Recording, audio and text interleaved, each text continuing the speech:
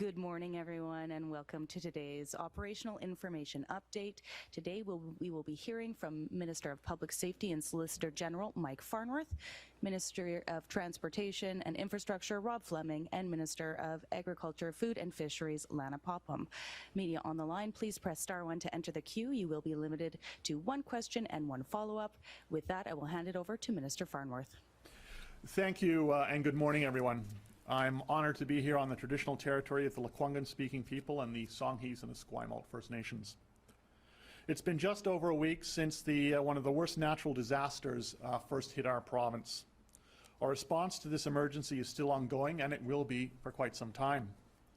With more rain falling in southern BC, including for the hard-hit Fraser Valley, we have to stay vigilant. While the rain we're seeing today is not as heavy as forecast, we are expecting another rain event this Wednesday through Friday, and a series of further storms are expected in the coming weeks. That's why it's so important at every level that we prepare for these events as best we can. For individuals, there's a lot of information available on our Emergency Management BC and Prepared BC websites and through Environment and Climate Change Canada. In the meantime, we will keep you informed of weather updates in the days and the weeks ahead. While the challenges continue, there is reason for hope. The Sumas Dike breach has been patched. The Barrowtown pump station is once again moving water into the Fraser River, and vital connections between the Lower Mainland and the rest of the province are starting to reopen. Non-essential travel restrictions remain in place for hard-hit sections of Highway 99, Highway 3, and Highway 7. The provincial response to this emergency is dynamic, and we are adjusting as needed.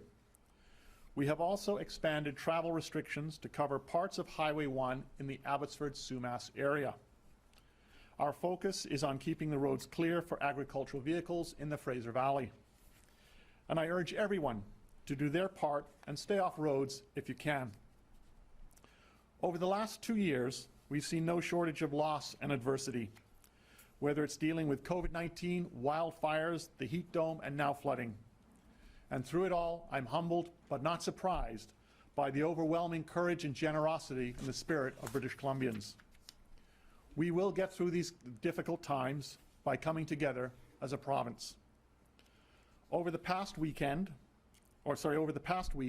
thousands of evacuees have been supported through emergency support services. These are volunteer-led services, and I cannot thank them enough. They're doing an incredible job in difficult circumstances. They're providing important supports, including meals, lodging, clothing, emotional support, and information about the crisis and family reunification. We're working with the Canadian Red Cross to provide direct financial support to those impacted, and I will be able to provide a further update on that soon. Of course, we're continuing conversations in our work with our federal government partners on the ways that they can support. They are waiving normal employment insurance rules for British Columbians left without work due to the floods, and we're now asking for the 1-week waiting period to be waived as well. I also want to recognize the 100+ Indigenous communities and First Nations who have been severely affected by the flooding and the landslides. The First Nations Leadership Council has been unwavering in its leadership. Emergency Management BC is working closely with First Nations Health Authority and the First Nations Emergency Services Society to support hard-hit communities. And I know the First Nations Emergency Support Society is working to get more culturally safe supports into affected regions. The work happening with the Halalts and the Penelakut First Nations is a great example. All partners are working together with the Cowichan Valley Regional District to quickly assess damage and make sure that evacuees have a safe place to stay. This collaborative team-based approach is how we need to move forward. There's a lot of hard work ahead, but we are making progress thanks to the big hearts of so many people. For example, the 4 nurses and 1 doctor in Hope who were on call when disaster struck down the road. In other cases, medical teams headed straight to the danger area. With the help of police and CN Rail, a small team from Surrey Memorial was able to travel into the disaster zone and provide life-saving care. And we also see the power of people coming together in Abbotsford. When the Barrowtown pump station was in danger last week, Hundreds of volunteers showed up late Tuesday night, ready to get to work. There are about 150 dump trucks working around the clock to repair dikes around the Sumas Prairie. Mayor Braun of Abbotsford estimates that more than 50% of the main breach has been repaired. Further east in Princeton, volunteers are going door to door to help with the cleanup efforts, and Fortis has restored gas to 1,150 homes in that community, with about just over another 100 needing to be reconnected. In Lillooet, the community's Friendship Centre has provided shelter and warm meals for dozens of stranded travelers.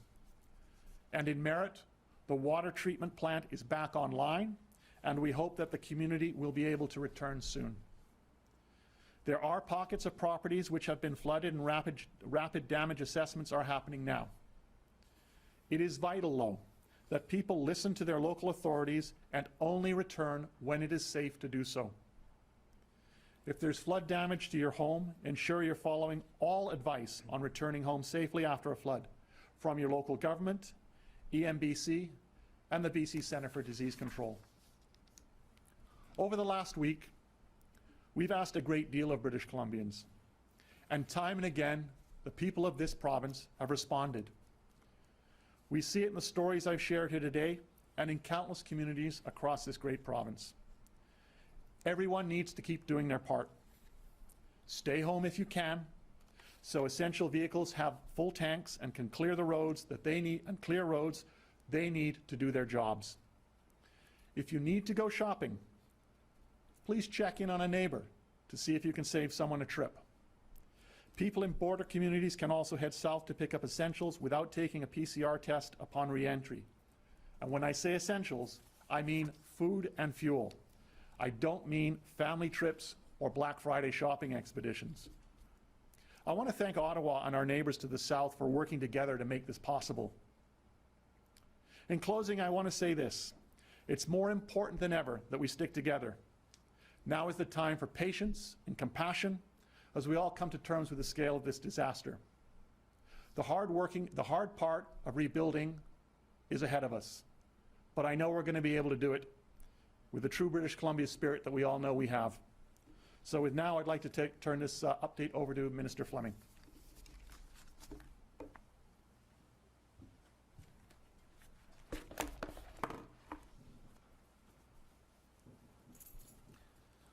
Good morning.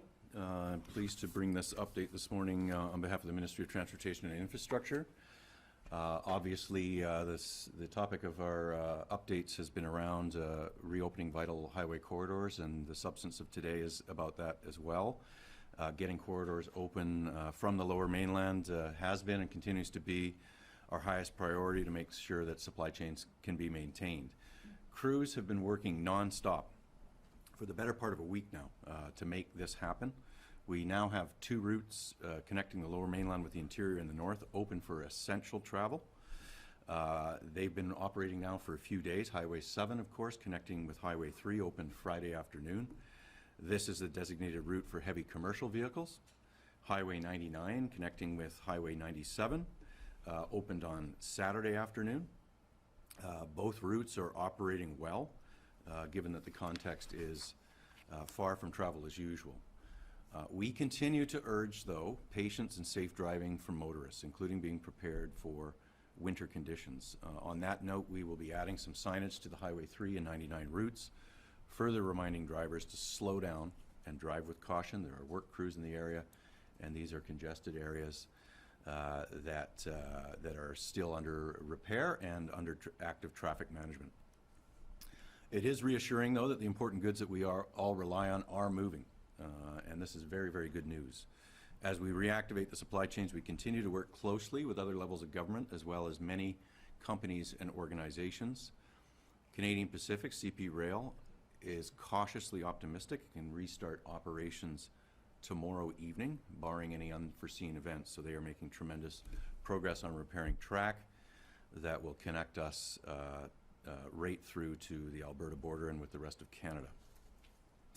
This would be a very important and welcome development for goods movement for our country, and we will update on the status of those track repairs and when service is expected to resume. Highway 1 Lower Mainland, on Saturday evening, we opened the stretch of Highway 1 east of Chilliwack from Bridal Falls area to Hope. Traffic has moved well through there. This is an area that is not currently part of the travel order, but we are asking drivers to really consider whether being out on that road is truly essential. We do not want it to become congested.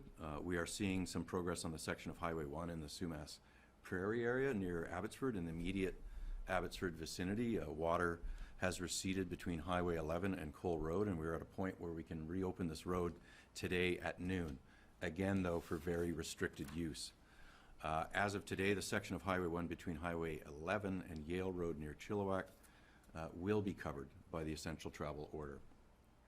This will allow farmers and those supporting the impacts to agriculture from the floods to get back to their farms. It would allow emergency responders and vehicles to get in and do further repairs. And at this time, the most easterly part of that segment, the stretch of Highway 1 between Cole Road and Yale Road in Chilliwack, remains flooded, and we don't currently have an estimated time of reopening as of this morning. Moving to Highway 1 at Fraser Canyon, up towards the Fraser Canyon. Last evening, we were able to open Highway 1 between the First Nations community of Boothroyd and Hope. This now provides Yale, Spuzzum, and Boston Bar a direct link to the Lower Mainland. As with the other routes that have recently opened, we ask you to only travel, though, if it is absolutely essential. And drivers should expect delays. There are areas on this reopened part of Highway 1 that are subject to single alternating travel lanes, and crews, again, continue to work. So drivers must be very mindful of their safety. This road does not fall under any orders, but again, avoid unnecessary travel in this area, please. We need to allow the residents of these communities, some of whom have been unable to access supplies and medical resources since they were cut off last week. For the segment between Spence's Bridge and Boston Bar, crews are working very closely with the railways. Temporary repairs are getting underway, which is good progress. The temporary repairs to get traffic moving are also anticipated to take several weeks, and I'll continue to provide updates as work progresses there. Moving over to the Highway 5 Coquihalla, we know it will be some time before we see traffic on that very important corridor where we fully understand how important the Coquihalla is to our province for east-west travel, and in particular for the movement of goods. Work is getting underway on temporary repairs and construction access that will allow traffic to start moving, and while plans are also being prepared for permanent rebuilds at multiple sites, we don't yet have clear timelines there beyond many weeks for the temporary work and many, many months for the permanent repairs. But I hope to be able to provide a little more clarity on this situation in the coming days. Vancouver Island, all routes are open now. The sinkhole on Highway 19 just north of Nanaimo was repaired on Saturday evening to a degree that allows traffic to get through. Further work continues there, and as traffic continues to flow well on the Malahat, albeit at a slower pace, as crews will remain on site doing more repair work for quite some time. And I would actually direct your attention to the Malahat. It has been flowing in both directions. It has been working very well, but we had a truck collision with a median barrier there. And again, it's a reminder, drive to conditions. Drive slowly, because we've had to close that highway to get that truck taken off the road. Let me just say in closing, there's no question we have a lot of work ahead. There's also no question how much people have been doing day and night to get things moving again in our highway. We have 250 pieces of heavy equipment mobilized, working on emergency repairs on our highway network throughout the province. Essential goods and services are moving again. And every day brings us a little bit closer to a return to normal, but we're in the midst of a tremendous challenge, and I want to extend my thanks and appreciation to literally hundreds of British Columbians, thousands, who've decided to roll up their sleeves, who are working alongside all of the different agencies in this response. And I will now hand things over to Minister Popham to provide her update.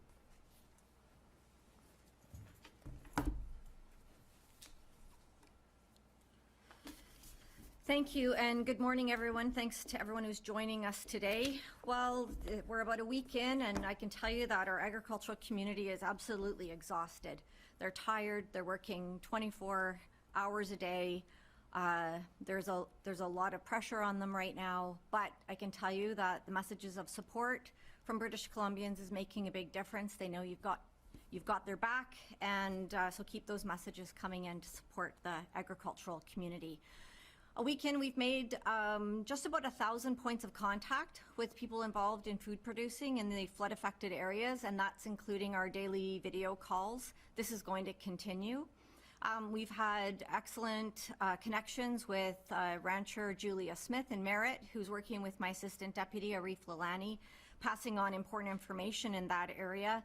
Kevin Boone and the BC Cattlemen's Association continue to be a valuable partner and are keeping us apprised of the situation in the interior. Harvey Sasaki, the chair of the Chicken Marketing Board, and Jeremy Dunn, the executive director of the BC Dairy Association, have also been working very closely with us, and we appreciate that very much. You may have seen a story coming out of the Nicola Valley of some horses being rescued. I'd like to thank the BC Horse Council for stepping up. Horses were found to have no food and water. They had no shelter. They were sedated. They were put into feed bags, and they were helicoptered out of that area. And from all reports, they're doing well. So thank you to everyone who participated there. Emergency feed continues to get through. Yesterday, we were able to do that by ground, and this is very good news. A feed storage site has been set up in Abbotsford, and we've made excellent progress securing a stable grain supply through the cooperative efforts of all levels of government. This is going to be significant as we are able to keep livestock fed in the days ahead. We've begun ministry certification to help farmers, vets, and anyone supporting the flood response from an agricultural perspective to ensure that they are exempt from the fuel restrictions that are in place. Under the order, agricultural and farm use vehicles and veterinarians supporting the flood response are considered essential. Agricultural operators who use unmarked or private vehicles and require unrestricted access to fuel can request a permit from the ministry and have access to the fuel that they need.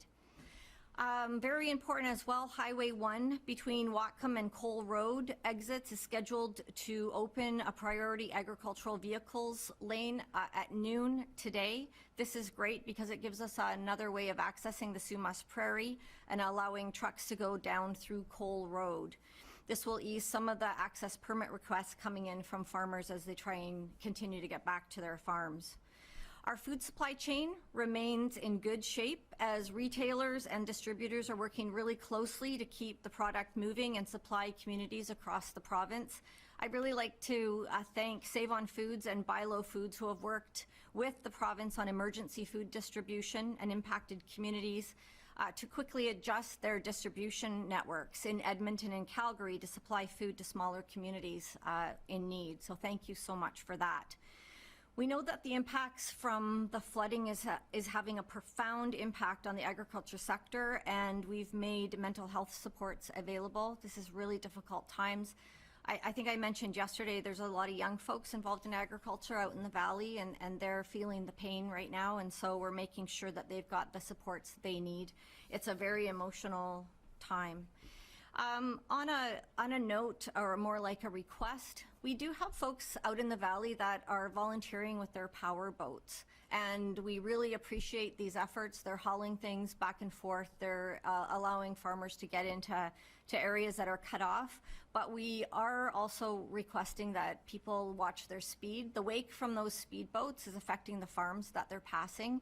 We have one farm, a poultry farm, whose transformer is being affected by wake every time a boat goes by, and they're really the transformers are already compromised, and so if they lose this transformer, it's going to take down another few barns that have power right now. So we really appreciate your help, but if you could just keep the boat speed down, that would be fantastic. And then finally, we are making plans to get on the ground this week. We really wanted to make sure that we didn't get in the way and that we weren't taking away resources that were needed, but we expect to be hitting the ground in the Fraser Valley and doing an aerial view of other impacted areas soon. Thank you very much. A reminder to reporters on the line, please press *1 to enter the queue. You will be limited to one question and one follow-up. Our first question today goes to Camille Baines, Canadian Press. Hi, this is for Minister Farnworth. I'm wondering about the Nooksack River issue and Washington State. Has the province been in any talks with officials in Washington State about the current impact of that river here? We are in contact with Washington State about weather conditions and flooding conditions, both of us working together to keep each other informed. The Nooksack River is a particularly challenging issue and has been for a very long time. But I can tell you that not only are we in communication with Washington State, but they have been assisting us as well. And so that cooperation will continue. Camille, do you have a follow-up? Yes, thank you. How do you expect the federal government here to respond to Washington State about this long-time issue on that river, as you say, so that we don't find ourselves in the same situation the next time? You know, we rebuild the dike, and what happens after that? Obviously, there is going to be a significant rebuilding that has to take place after this event, and it's going to involve, you know, not just our roads, but our dikes and our drainage and our pumping capacity, all of those things. And I fully expect that there will be engagement required between the federal government and the government of the United States. But what I can tell you is this. This is not a simple problem. This is a very complex problem. If it was simple, it would have probably been dealt with a very long time ago. But the reality is we know that this is an area that is a challenge in terms of flooding, and whenever an event like this continues or happens. And I can tell you that you know, the province and Washington State are committed to working with each other, and I fully expect the federal government to be engaged as well. Next question, Maria Weisgarber, CTV. Oh, hi there. Just a question for Minister Fleming first.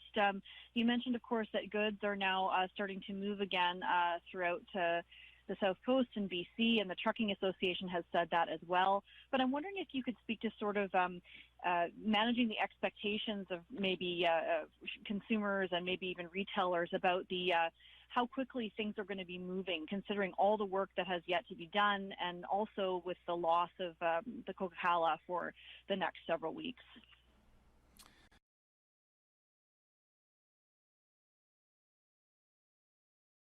All levels of government on the supply chain shortages that we're experiencing. And obviously, the fuel issue is one where we have brought in measures that are both on the demand side with the 30-liter restriction, rationing gas, and prioritizing emergency vehicles and other things that are necessary for the recovery, and, by the way, the movement of goods. So having commercial vehicles have priority access through cardlock stations to gas helps us get our food and all those things that are currently strained under the supply chain challenges moving again. So Highway 3 was critically important Friday.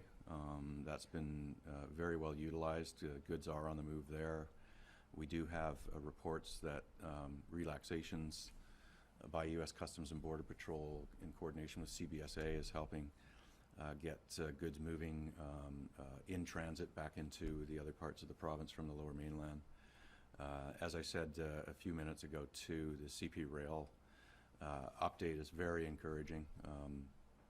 2/3 of containers are moved by rail in this province, so that would be a significant addition to the goods movement in the province of BC. But that's the priority. We're looking at other ways. We obviously have passenger vehicles and small vehicles prioritized on Highway 99, but I know that there's deliveries of items that are in short supply in communities that are serviced by that highway as well. Do you have a follow-up, Maria? I do. I have a question for a colleague, likely for Minister Farnworth. How quickly is the government able to develop a response plan if Environment Canada implements a category system for atmospheric rivers? And will that help you use the Alert Ready app when required? We are very pleased that the federal government is putting in place, is working on with Environment Canada, a ranking system for the atmospheric rivers. That will assist, I think, us greatly in getting an understanding of exactly what the nature of an atmospheric river is. I mean, it is obviously, it is a new term that I think most of us are now becoming familiar with, and they have a ranking system in the States that will allow us to, I think, prepare more effectively. And my expectation is, from what I've been told, is that that will be coming, looking to be implemented at the beginning of January 2022. Next question goes to Belle Puri, CBC. Minister Farnworth, you mentioned in your initial comments about support for Indigenous communities, but what's your response to the criticism that's coming from these communities in the storm-affected areas that they weren't given any warning and they couldn't get their people to safety? Will you be apologizing to these communities for the delay in communication? As I said right from the beginning of this, this was an unprecedented natural disaster that hit this province. And we have been moving as quickly as we can to respond to the needs, both in terms right from the get-go on the Sunday in terms of evacuating people who were trapped, and then to assess damage and to ensure that critical supplies were able to get to communities, First Nations communities. We've been working very closely with the First Nations Health Authority and the finesse to ensure that we're able to do that very quickly with the federal government and their military capability to assist in getting to supplies to communities. So we are working very closely, ensuring that at reception centers, for example, in Kamloops, that they are First Nations present there to be able to provide culturally appropriate and safe supports and places. Belle, do you have a follow-up? Yes, the people on the Sumas Prairie, and most of them don't have insurance because they can't get it. They know they live in a flood zone. But now they're saying they don't think they will qualify for government funding either. So what will be done financially to help these people rebuild, given it could cost them hundreds of thousands of dollars to do so? We are well aware of the situation regarding, in particular, flood insurance and the damage that's taken place. It is going to take a significant rebuilding effort, and we know that government is going to be a significant part of the rebuilding that takes place. There will be those with flood insurance, and there will be those without. Right now, our focus is ensuring that those people have the supports that they need. And that, as I've said in my comments, I will have further information on additional supports that will be available to them. There are also the disaster finance programs that have been at the federal level that have been declared. That's already in place. And of course, we are obviously going to recognize that there are going to be situations that are outside the norm, and government's going to need to be responsive to. Next question, Richard Zussman, Global News. Minister Farnworth, can you give us an update on the gas supply issue? Did you get any update from the companies over the weekend in terms of how much gas was purchased? Are there still issues with supply? May there have to be amendments made to the order? And would you consider, some people have proposed the idea that the province should make transit free for everyone, public transit free during the gas rationing period. Is that something the province would consider? So what I can tell you at this point in time is that that Trans Mountain is working round the clock to ensuring the pipeline and its ability to move product is done as quickly and as safely as possible. We have been sourcing a supply from other jurisdictions, as you know, Alberta, for example, and then also from south of the border. I can tell you that there are some barges that are actually on the way to get here with fuel, so that is underway. In terms of the gas supply, we are confident that there's enough gasoline, that people are doing the right thing. I know that, for example, I was out in my own community of Port Coquitlam this weekend. The Costco was busy. It was a typical Sunday busy. Other gas stations that I passed by just had a few vehicles. There were no signs of lineups or panic buying. So we're confident that the measures that have been put in place are working and that people are doing the right thing. Richard, do you have a follow-up? Would the province consider making public transit free during this period of time where rationing is being asked for until December 1st? And also for Minister Fleming, could you give us an update? I know you mentioned some time frames on Highway 1. Can you talk about how quickly we may be able to open that stretch up, leading more towards Chilliwack, or is it too variable now with the weather systems coming later this week? With regards to transit, I can tell you we're looking, at that 9 days for the issue around gas. And what we've seen is people are doing the right thing. People are taking transit. People are, monitoring their trips. And we're going to get through this. And we think the measures that we have in place at this time are the appropriate ones that will see us through to the 1st of December.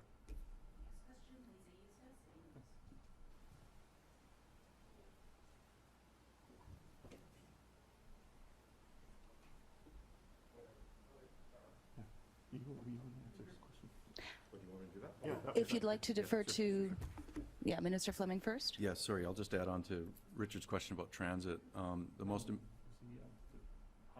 Highway 1, rather. So as I mentioned earlier, the stretch in the most affected area still remains underwater. Some assessments have been done about the condition of the road. Where we've been able to open up Highway 1 again, in Chilliwack and east of Chilliwack to Bridal Falls, we've been pleasantly surprised that the road is in good condition, so it's been able to be reopened. It's in use now. There are no travel restrictions there, but we ask people to travel judiciously, not take unnecessary trips and not contribute to unnecessary congestion there. But it's too early. I will commit to an update as soon as I have one, but it's too early in terms of a timeline on when all of Highway 1 is going to be reopened through the Fraser Valley. Now, next question, we go to Lisa Eustace, City News. Good morning, ministers. I'm just wondering, and it's sort of following up on something someone else asked. Last week when we asked about this, it was very clear that the government said that it's local governments that were responsible for communicating, anything to do with weather. But this weekend, it was very noticeable that the province sent out a weather warning with the rains coming, which are far less substantial than what came a week ago. So that seems like a change in tone, and I'm wondering, does this mean that the province has realized that there is a greater role for the province to play in these situations and not just leave it all to local governments and drive BC? What we're wanting to do, and given the event that we've seen, which as you know is absolutely unprecedented, that we've received the flood warnings, we received stream flow warnings, we received weather advisories. They're going out they go up on Drive BC, they go up on the highway signs and such like. And we want to make sure that there is, a wide distribution of information for people. It's not about, local communities are managing the issues on the ground, and particularly given the fact that right now the latest weather warning is about rain coming through, and the ground is particularly saturated. That makes it a much more challenging situation. Lisa, do you have a follow-up? Being that this is the third of the unprecedented events this year, can we expect going forward that this is the kind of response like what we saw this weekend with the weather coming, and with now there are signs on the highway, and there were not last weekend, a lot of the digital signs, that we can expect, I guess, a more preemptive response from the province to give a provincial-wide warnings versus just relying on the local governments, that this is a shift in how things will be handled going forward? I mean, we always want to make sure we have the best information available, and that's why when I said, I was asked earlier about the ranking system for atmospheric rivers, which, as I said, is a term that I think most of us are only just getting to really understand what that means.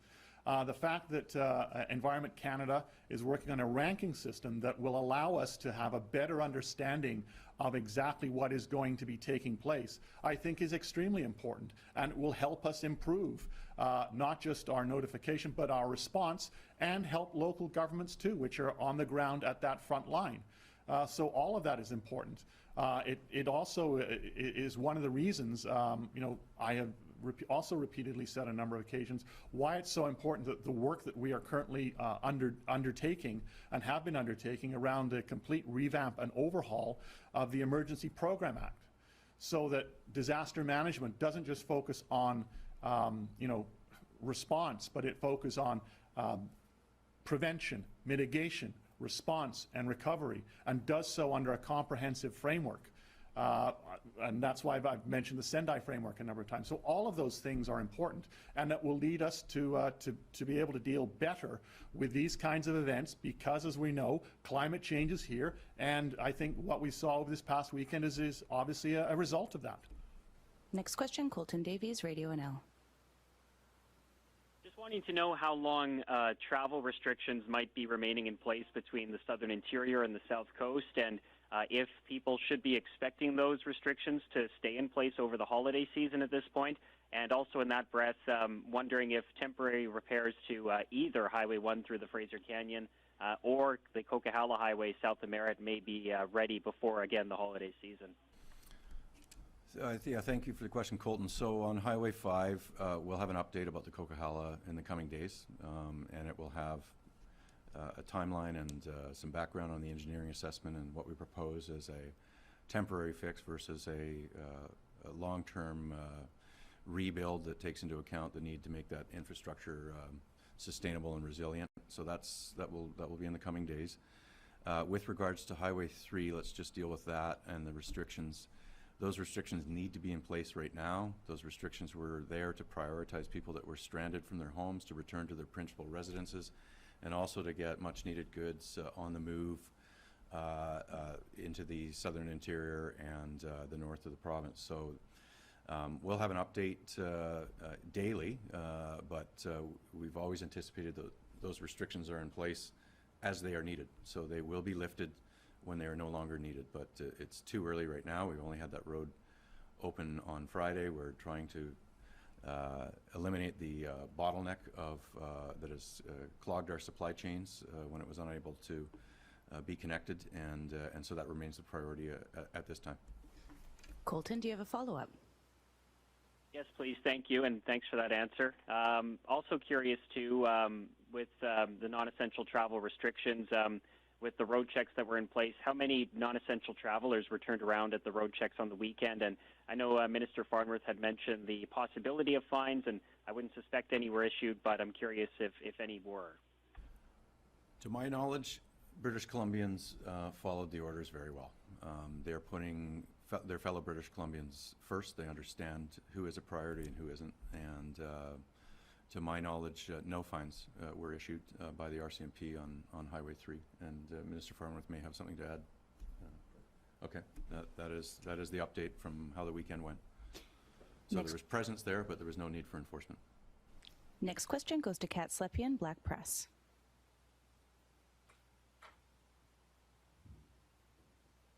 Kat, are you there? Sorry, I just had my mute on. So the federal government said on Sunday that there are about 500 troops in BC, largely in kind of the Fraser Valley area.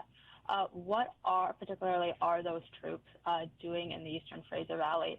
And does the province anticipate needing more military aid in the coming days and weeks? Yeah, the troops that we received from the Fraser Valley are doing a variety of tasks, some logistical. Obviously, others we've seen them out helping to breach some of the dikes and strengthening those dikes, and also delivering supplies to communities in different parts, in particular on the canyon. So there's a significant amount of work that's being done. And the federal government has been very responsive in that matter, and basically whatever we've asked for, they've been able to supply. And I think things are very much working as they're supposed to right now. Do you have a follow-up, Kat? I do. This one's from Minister Popham, I suppose. We know that there were thousands of heads of cattle and other livestock on Sumas Prairie when it flooded, some of which were unfortunately not able to be saved.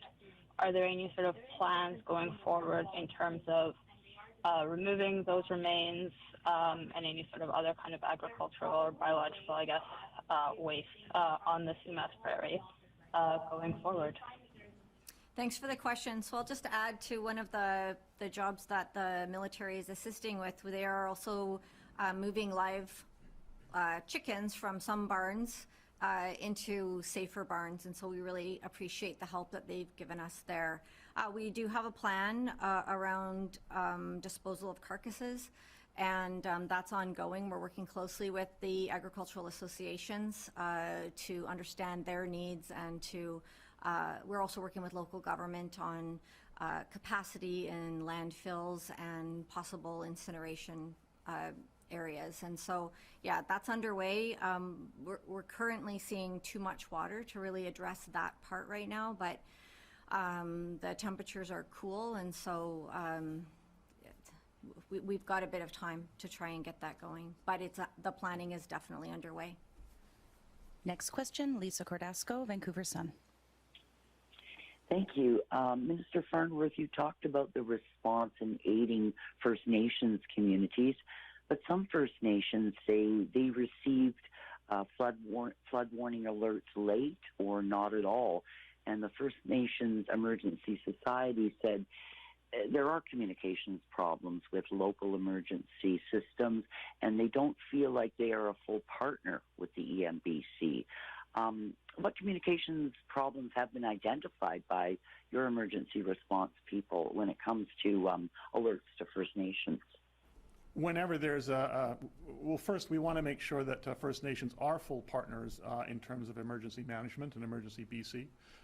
It's one of the reasons why, in terms of the new the new Emergency Program Act that will be coming into place, there is significant work underway with First Nations to make sure that they are involved and that they are able, that we are able to put in place, have legislation that deals with their needs and in accordance with the UNDRIP principles.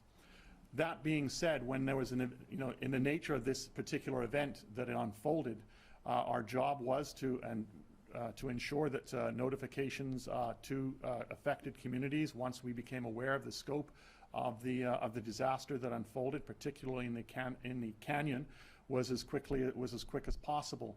That's why the first priority obviously was rescuing people. It was to also in terms of the response of getting supplies flown in. One of the things we obviously want to do when this event is over is to look at where there were gaps and make sure that we're able to address those gaps. Lisa, do you have a follow-up? Yes, thank you. I want to switch the focus a bit to the Wet'suwet'en territory. The situation seems to be escalating. The Haida Nation, for example, is promising to, quote, send people and resources in the coming days. Do you expect that we will see that situation escalate and that protests, might be extended to, similar to what we saw in the past where rail lines were blocked across the country? I'm wondering what steps are being taken to deal with that. Obviously, it's our hope that escalation does not take place. What we want is for people to be calm, and that the issue around the injunction that is in place and the enforcement that has taken place is done by the RCMP, and it is an injunction that is put in place by the courts. We have been doing, as you know, a significant amount of work over the last number of months to try and de-escalate tensions in the area, and so it is my hope that is still the route that will be taken. Next question, April Lawrence, Czech News. Oh, hi, thank you so much. Minister Farnworth, I'm wondering if I can get your thoughts on David Suzuki's comment over the weekend about pipelines being blown up if action isn't taken on climate change, and just how concerned you are that people might actually take action into their own hands after hearing that. I think statements like that are not helpful. I think that, that's just not helpful at all. What I can tell you in terms of climate change and climate action, this government takes that very seriously. That's why we have a very solid climate action plan that we are working very hard on to implement. It's a plan that, on the basis of Clean Energy BC, worked with the former leader of the Green Party on, Dr. Andrew Weaver. That's the direction forward. That's the way that we're going to address climate change. Not by making statements that will alarm people or cause concern. So, you know, I heard that and it's like, that is not helpful at all. And especially at a time when we have a province that thousands of individuals have been displaced. Everybody is pulling together to get us through this weather catastrophe. I think that's what British Columbians want to see. And that's the message that British Columbians want to hear, is that we are all, as a society, doing everything we can to deal with the situation that we're currently facing. April, do you have a follow-up? I do. You mentioned the heavy rainfall that's expected in the days or even weeks ahead. I'm just wondering what your message is to British Columbians who are already dealing with flooding or who may have to travel on roads or highways where there could yet again be a risk of mudslides. The message is really clear. If you don't have to travel, don't travel. Pay attention to Drive BC, pay attention to weather warnings, because the weather is dynamic. The weather does fluctuate. And we are monitoring that on a daily basis and regular communication with Environment Canada.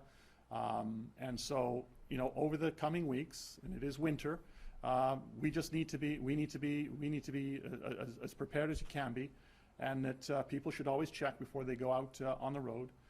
And the reality is this: if you don't have to travel for non-essential purposes, particularly long distances, then don't. There are highway restrictions in place. You know, stay local, help your friends, help your neighbors if they need to go shopping, do a couple of trips, carpool, those kind of things. That's what British Columbians need to do. And from what we've seen so far, that's what British Columbians are doing. Next question goes to Peter Mitham, Country Life. Good morning. I believe Minister Popham had said on Friday that there were 959 farms on evacuation order and a further 164 or so on evacuation alert. So just wanted to get an update as we're preparing to go to press on the Premises ID program and just how that's been facilitating re-access to properties, especially where we know from past events that some of the people on the ground have had difficulty getting back to their properties due to conflicting information and so forth.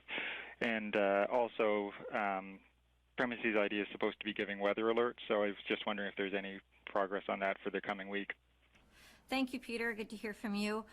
So Premises ID has been a very, very important program. It has been in the past a voluntary program where we are able to have people register with their farm address and the number of animals that they have on the premise. This has been allowing us to track numbers of animals in the locations where there's evacuation notices. So that information has been useful. Of course, as people want to get back into their farms, there's other things that have to be considered, like the safety of the road.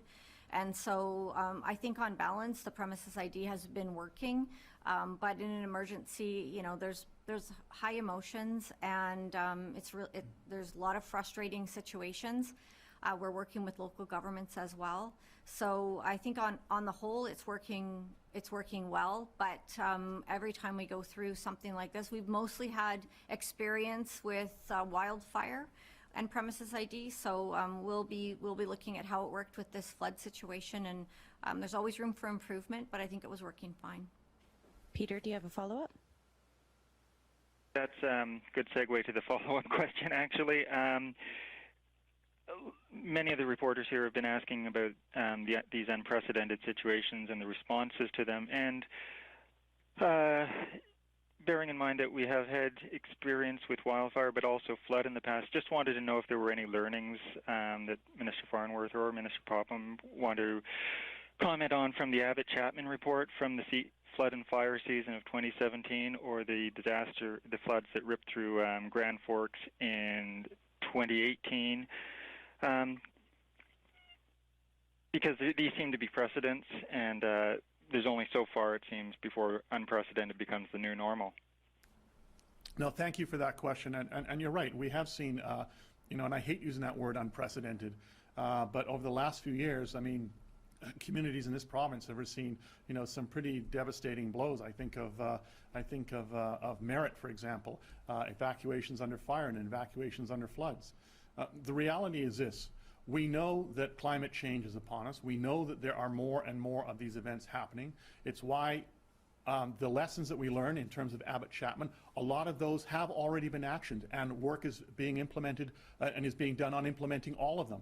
That work is underway. It's also why in 2017, shortly after taking over this portfolio, I was approached by one of my deputies to talk about the Sendai framework and what it would mean to being prepared for emergencies in the future. It's why we became the first province in the country after the federal government to sign up to that framework. It's why that's the approach that we're taking in terms of the Emergency Program Act, that's having its first real overhaul since about 1993, because we need to not just, as I said earlier, be reacting in terms of responding to an emergency, but rather we need to take an approach that's based on the 4 pillars of Sendai, which is prevention, which is mitigation, which is response, and which is recovery, and building back better. It's why you saw some of the lessons that we've learned from Grand Forks, which was don't just build back in the place that got flooded, but look, is there an opportunity to relocate? All of these kinds of things are going to have to play into how we manage disasters and how we respond to disasters and how we prepare for disasters in the future. And so that work has been underway, and that's why I view that legislation coming next year as critically important, along with other improvements that we will see in the months ahead of that. That's why I'm really pleased around the issue of the ranking system for atmospheric rivers. That will help us immensely.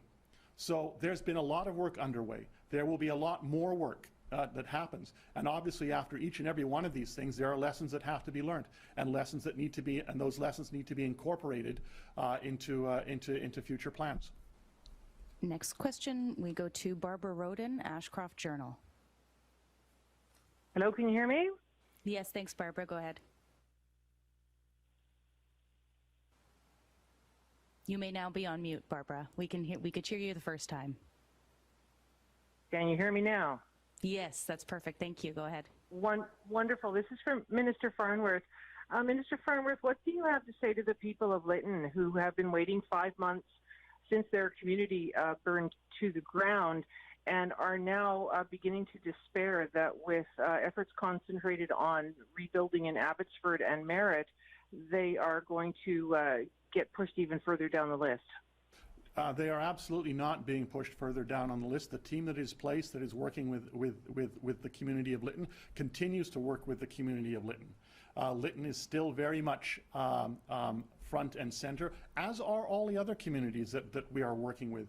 But I absolutely want to assure you that the plan that was presented, the supports that were in place, the work that's underway, the staff that are there assisting, continue to do just that. And there is absolutely no thought of Lytton getting pushed down. Barbara, do you have a follow-up? No, thank you. Thank you very much. We have time for one more question today, and we go to Mike Hager, Globe and Mail. Mike, please go ahead. Thanks so much. Just wanted you to clarify your comments on the Nooksack. So what have you been told is the risk that it'll flood north again this week? And then just an update on where Merritt and Princeton are, how many people remain evacuated? So in terms of the Nooksack, what we have, the word we have received from Environment Canada at the latest is that they are not looking at the Nooksack overflowing or flooding this coming week. So that's what I can tell you there. In terms of Merritt, right now there's been significant work done on the water treatment plant, that it is up and will be able to be online. There's significant work taking place around the water safety issue in terms of when people can go back. So as when the flood situation happened and the evacuation system situation happened in Merritt, it was on the basis of part of Merritt was flooded, and then the other part was evacuated because of the water treatment system. Now that is going to be able to be brought back online, that will allow for the people in the non-flooded area to be able to return back to their homes. That work is still underway. Not able to give a firm date or firm time at this point, but I can tell you that we are getting close in that regard. In terms of Princeton, the power has been restored. The natural gas supply has been restored. There were about 1,150 homes that were impacted. Just over 1,000 have now been reconnected. The ones that weren't, and I think there was about 130, were because either A, they weren't home, or B, because there was damage to the particular property. So that's what I can give you in regard to those two communities. In terms of evacuation orders and right now you're still looking at around 14,000 people impacted. That has not changed much over the last few days, but I expect that that will, if there is a partial lifting of an evacuation order in Merritt, and obviously the same in Princeton. Mike, do you have a follow-up? Yeah, thanks for that. I think late last week you said the 2 journalists arrested at the Wet'suwet'en protests were released, and they're still at a bail hearing today, is my understanding. Can you explain what happened there? The information that I gave last week was the information that I had at that particular time. I do know that there are two journalists who have been detained. Whether they're the same as the other 2 I referenced, that I am not sure. But obviously, you know, a free press is critical to our society and our democratic process. The RCMP, I expect, will have more to say on that later today. And as you said, it is also the matter is also being before the courts as we speak right now. Thank you very much. That concludes today's update.